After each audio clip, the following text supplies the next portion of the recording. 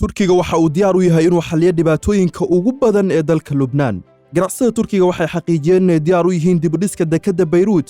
Madaxa xiriirka dhaqaalaha dibadda Cabdulqaadir Akuush ayaa sheegay dhammaadkii bishii hore in Lubnaan lagu wargeliyay in Turkigu hiigsanaya dhisidda dekedda Beirut ee ku burburtay qarax ka dhacay, iyo qorshe degdeg ah oo isugu jira dhisid iyo qalabayn oo qaadanaya muddo 2 sano ah.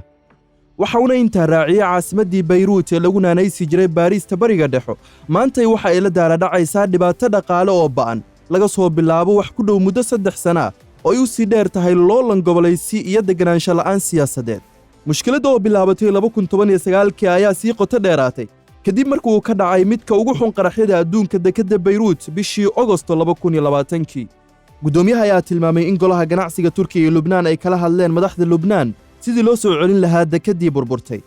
Turkiga waxa uu leeyahay tiro sharikado dhismaha oo heer caalami ah, isagoo carabka ku adkeeyay in Lubnaan oo hadda kala xaajoonaya Faransiiska iyo Shiinaha dhismaha dekedda ay sii wadi karaan wadahadallada ay kula jiraan Turkiga.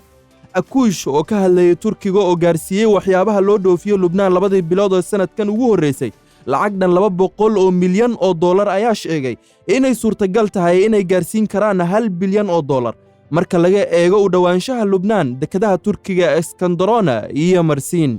waxaa xusid mudan in Turkigu ku fadhiyo boos muhiim ah, horumarka wax soo saarkana xawli ayuu ku socdaa.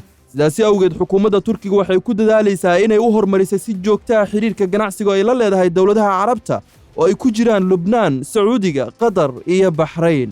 qaraxii ka dhacay dekedda Beirut waxaa lagu qiyaasay inuu sababay khasaare dhaqaale oo gaaraya 15 bilyan oo dollar.